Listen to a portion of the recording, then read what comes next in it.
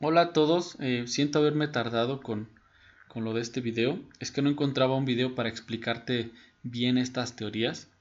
Entonces será una primera parte y más adelante pues subiré un video explicándote la segunda parte de las teorías de la evolución. Acuérdate que después de esto vienen una serie de preguntas que vas a contestar, ¿no? Antes de comenzar me gustaría que repasáramos lo que hiciste en el cuestionario 1, una evaluación meramente diagnóstica, pero sí es para que aclaremos algunas ideas, ¿no? Por ejemplo, la primera pregunta decía ¿qué es una teoría? Si checaste bien el video, te dice que una teoría es un conjunto de ideas que explican un fenómeno, deducidas a partir de la observación, la experimentación y el razonamiento. O sea, que una teoría no es una suposición, ¿ok? No vayas a creer que una teoría nada más es algo que está basado en lo que se ve, pero no se ha comprobado. No es verdad. Recuerda que una teoría, para que sea considerada teoría, ya debe de tener un sustento científico. Entonces, si checas las demás opciones, porque normalmente viene así también en tu examen, como que te tratan de distraer un poco de esta idea, ¿no?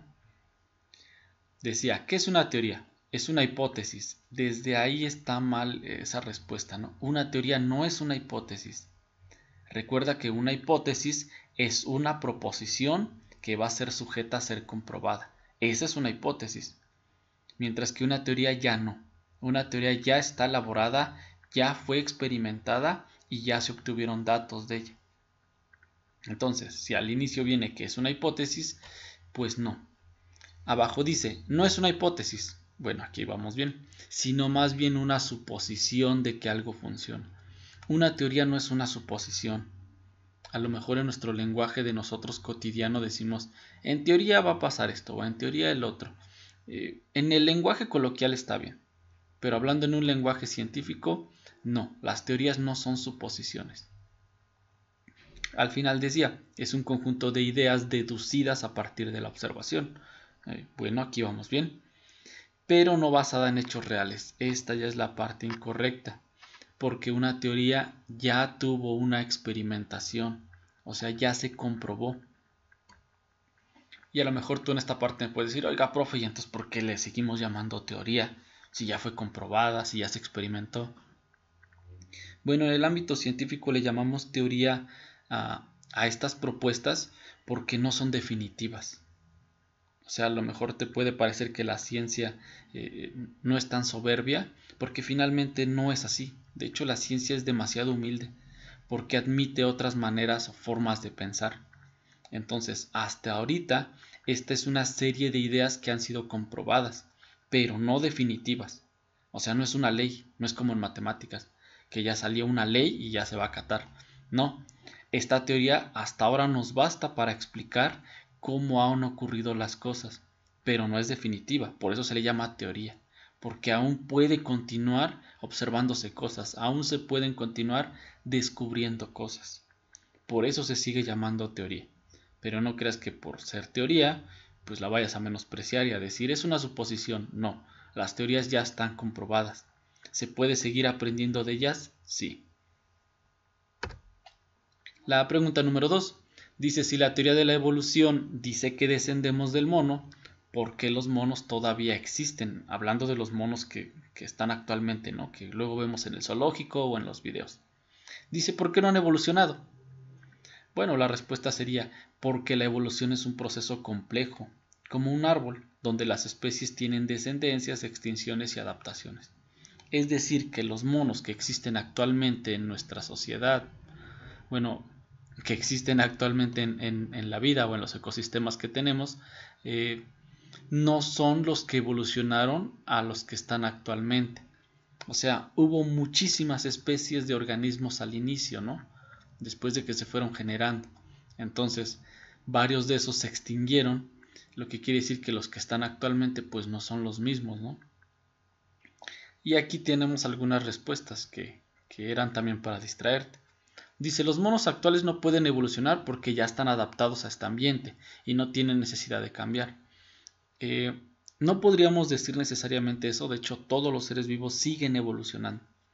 Los monos actualmente siento que sí siguen evolucionando. De hecho, estudios de varios científicos han descubierto que los monos y los primates pues siguen aprendiendo cosas.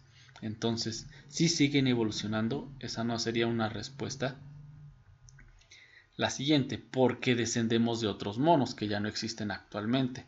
Hasta ahí va bien, ¿no? Va bien la respuesta. Ese mismo mono evolucionó gradualmente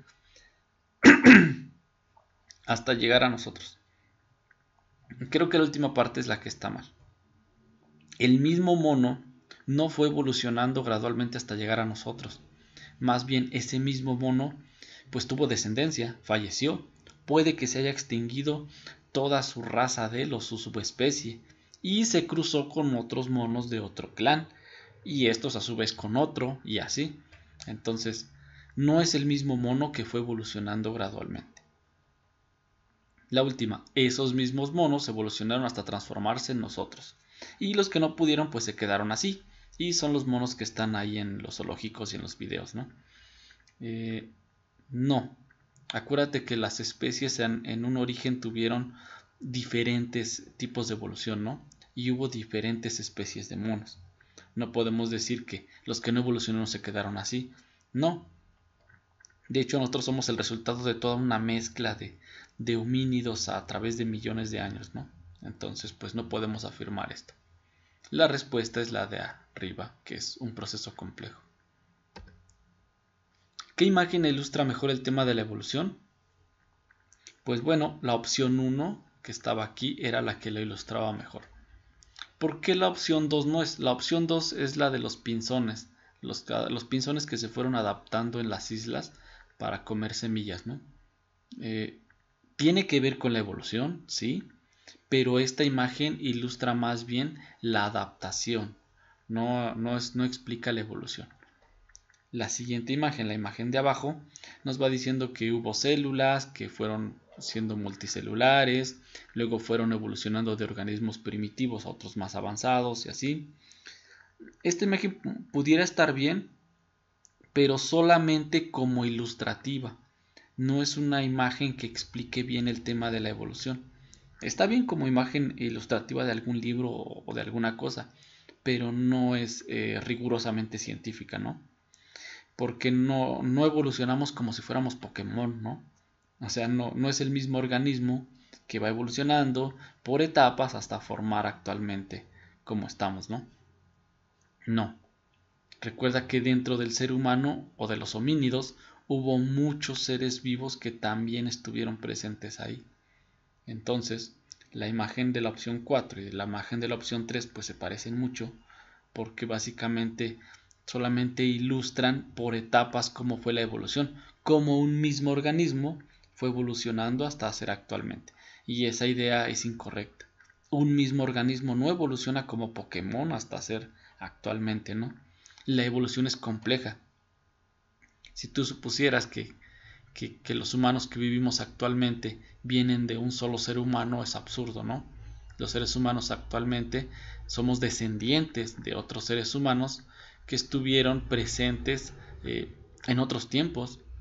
Puede ser que tú digas, bueno, pues yo soy hijo de mis papás, y mis papás de mis abuelos, y mis abuelos de mis bisabuelos, y está bien, pero en algún momento tus ancestros tuvieron algún cruzamiento con otros seres humanos de otro lugar del mundo. Acuérdate que vivimos en México, pues tuvo mucho mestizaje con los españoles y personas de otros países. Entonces, cuando se dio ese mestizaje, originó a otros seres humanos. Y ahorita actualmente, pues, somos millones de seres humanos en el planeta que seguimos teniendo mestizaje con personas de otro lugar. Lo que da origen a la evolución como un proceso complejo, como si fuera un árbol ramificado. Ok. Para que te explique este tema de la primera parte necesitamos remontarnos al origen de la vida. Aquí hay dos teorías muy fuertes, una es la generación espontánea y otra es la evolución química. Vamos a hablar primero de la generación espontánea. La generación espontánea fue acuñada por Aristóteles la primera vez. Dice que la vida puede surgir de cualquier cosa, de materia en descomposición, de lodo, de basura. A esto se le sumó la Iglesia con el vitalismo, que por si ya lo habías visto en tu libro de historia, recuerda que la filosofía griega pues persistió durante miles de años, ¿no? Y en el feudalismo la iglesia siguió tomando pues sus conceptos, bueno, los que les convino, ¿no? La iglesia le agregó el término vitalismo. Dice, sí, la vida surge de cualquier cosa, pero aparte existe una fuerza vital, o sea, un soplo divino o un espíritu que le da vida a esa materia. Tiempo después este señor Francisco de Redi pues no estaba de acuerdo con esa teoría y él dijo que no, que la vida no surge nada más así como de la nada, ¿no? Entonces lo que hizo fue poner unos experimentos, unos frascos. En esos frascos metió materia orgánica, basura, otras sustancias en descomposición. A un frasco lo dejó destapado y a otro lo tapó. Se dio cuenta que al pasar el tiempo, en el frasco que estaba destapado, pues crecieron larvas y hubo moscas, microorganismos, y en el otro que estaba tapado, pues no se generó nada, no pasó nada. Entonces, él dijo, la vida no surge de materia inerte en descomposición, ¿no? Porque este frasco que tiene cosas en descomposición, pues no se generaron organismos ahí. Entonces, era una manera de refutarlo, ¿no? Después llegó este señor, John Needham, y le dijo, pues, que no, que Francisco de Redi estaba mal en su experimento, que sí existe el vitalismo y el soplo de vida, nada más que Redi no lo hizo bien, no llevó bien a cabo su experimento. ¿Qué es lo que hizo Needham? Needham hirvió por poco tiempo unos caldos nutritivos, o sea, en esta sustancia en el agua pues metió materia orgánica, la calentó, pero no mucho, y lo dejó que se enfriara. Al paso del tiempo se generaron organismos dentro de ese frasco. Entonces él dijo, sí existe la generación espontánea, ¿no? Aunque el frasco esté tapado, se van a generar microorganismos ahí dentro. Uno de los errores de Needham que ya viste ahorita que estás viendo esta teoría es que no calentó mucho ese caldo nutritivo, ¿no? Entonces cuando no calientas muy bien algo, no hierves muy bien algo, como que no lo esterilizas del todo, ¿no? De eso se dio cuenta este señor, Lázaro Spallanzani. Lázaro Spallanzani, él hirvió por más tiempo esos caldos nutritivos para refutar la teoría, ¿no? Entonces se los calentó más, hasta el grado de que tuvieran ebullición, y no se generó vida. Y de esa manera él dijo, pues ya refuto la teoría. Pero la iglesia no aceptó su experimento. ¿Por qué? Porque él le dijo, hirviste demasiado los caldos, entonces tú mataste el soplo divino, mataste al vitalismo dentro de ellos. Y pues la teoría se quedó zanjada ahí. Tanto su refutación como su comprobación, no había manera de saber cuál de las dos era correcta, ¿no? Esto continuó hasta que llegó este señor, Luis Pasteur. Luis Pasteur logra definitivamente refutar la teoría de la generación espontánea, o sea, la logra anular de entrada. ¿Qué es lo que hizo él? Bueno, hirvió en unos matraces hasta matar a los microorganismos, pero no de una manera tan agresiva como Lázaro Spallanzani. De hecho, los calentó a menor temperatura hasta el grado de esterilizarlos. ¿Cómo lo hizo? Pues él agarró este matraz, vertió el caldo primitivo ahí, o el caldo nutritivo, le dio forma al cuello, o sea, el cuello fue como si se volviera en forma de cisne, así se llaman de hecho, matraces en forma de cisne. ¿Con qué fin? Este cuello cuando lo calentó, mató a las bacterias que estaban ahí, o sea, hizo como si fuera algo que estuviera esterilizado. Después hirvió el caldo y finalmente no se generó ningún microorganismo dentro del caldo. Los microorganismos se quedaron en el tubo. ¿Qué comprobó esto?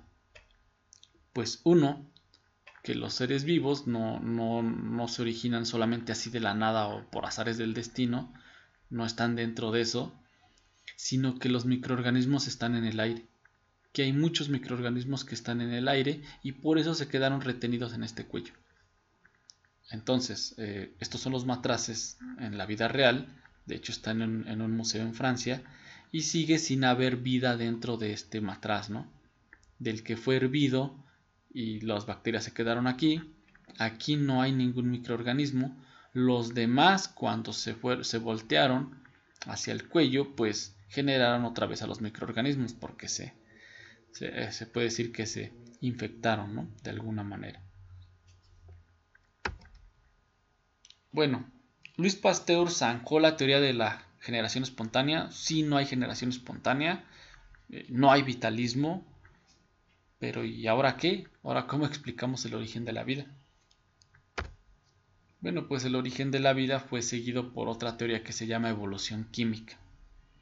La evolución química es de estos dos señores, de Oparin y Haldane. Son dos científicos diferentes, de nacionalidades diferentes, pero postularon la misma teoría.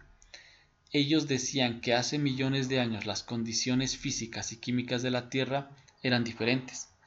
O sea que se carecía de oxígeno en la atmósfera. Había hidrógeno, había metano, había amoníaco, había dióxido de carbono y vapor de agua. O sea, la atmósfera era reductora. ¿Qué significa eso de reductor? Pues si te acuerdas de tus clases de química, cuando un elemento se reduce, pues empieza a ganar electrones, ¿no? Entonces la atmósfera era como portadora de electrones. No había oxidación. ¿Por qué no había oxidación? Porque no había oxígeno. Entonces solamente era portadora de electrones y las condiciones de la Tierra eran como las de cualquier planeta, donde había muchos gases nocivos y no había ningún ser vivo. Dice que con el tiempo estas condiciones, algunos compuestos químicos se combinaron para formar moléculas cada vez más complejas. ¿Cómo pasó esto? Pues azarosamente. En algún momento estas moléculas, el CO2, el metano, el nitrógeno, el vapor de agua, se combinaron poco a poco hasta formar sustancias más complejas. Estas sustancias encontraron la manera de combinarse también a sí mismas para formar estructuras más grandes, como proteínas o aminoácidos. Y después esas proteínas empezaron a formar a los primeros seres vivos. Acuérdate que la evolución no es de que, pues ya en unos 10 años, ¿no? No, fueron millones de años los que tuvieron que pasar para que este proceso se diera. Finalmente estos microorganismos, los primeros, fueron evolucionando hasta formar a los organismos más complejos. Bueno, estos dos científicos eran creyentes de esto de la evolución química. La evolución química es la teoría más fuerte que tenemos hasta ahorita para explicar nuestro origen, el origen de la vida. Estos dos señores, Stanley Miller y Harold Urey, pues fueron los que recrearon el experimento de Oparin y de los anteriores, ¿no? Ellos no solo se conformaron con leer la teoría, ellos recrearon el experimento de la atmósfera primitiva. ¿Qué es lo que pasó?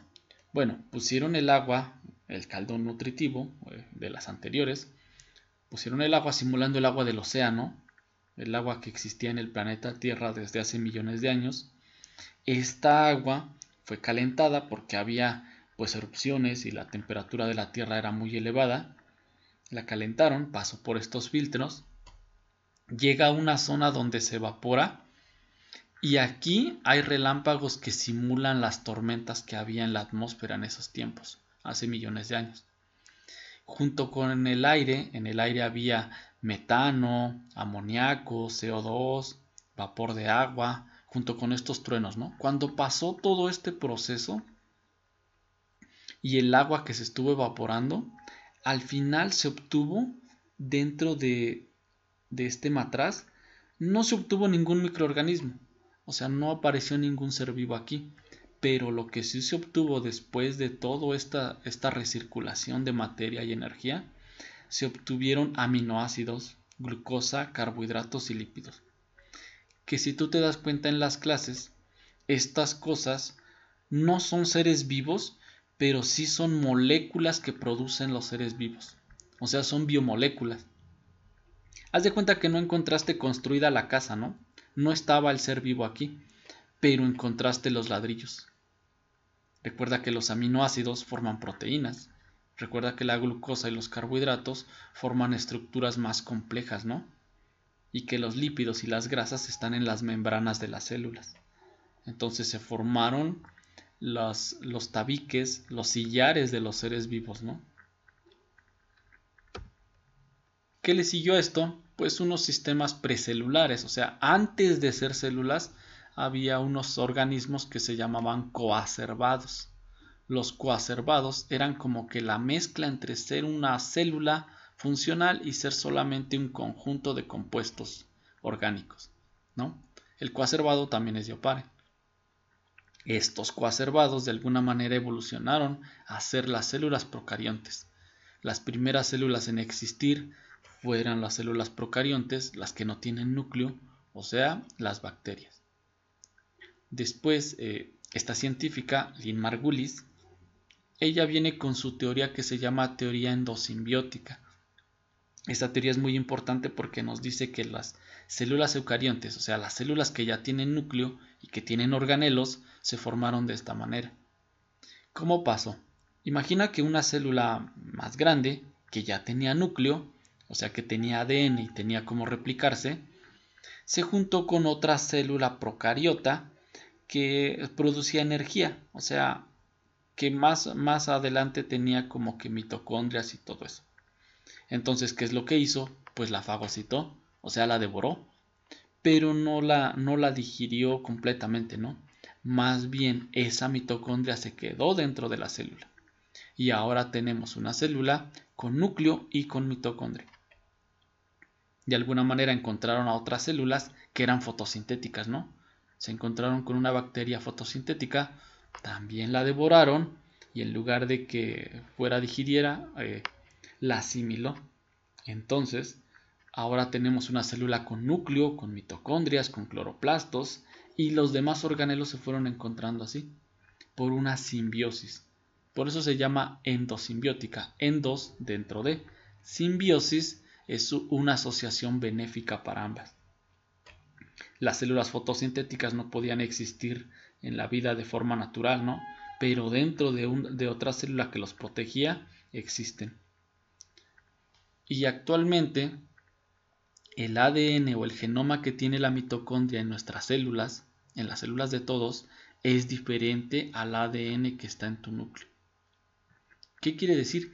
Que el ADN que está en tu núcleo sí codifica para cosas que tu organismo genera y está bien, pero el genoma que tiene tu mitocondria es totalmente diferente, codifica para otras cosas.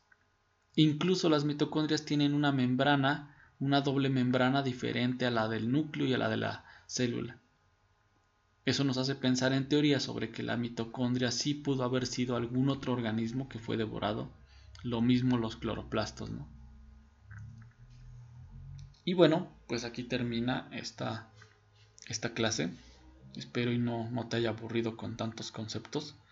Ojalá y hayas tomado nota de cada uno porque en tus preguntas van a venir. Entonces pues te deseo mucha suerte en las preguntas que vas a contestar. Recuerda que es para conocimiento, no es para entregar ninguna tarea. Más que nada es que tú las resuelvas, que cheques cuáles serán las respuestas y te prepares para tu examen. Entonces te veo pues la siguiente clase.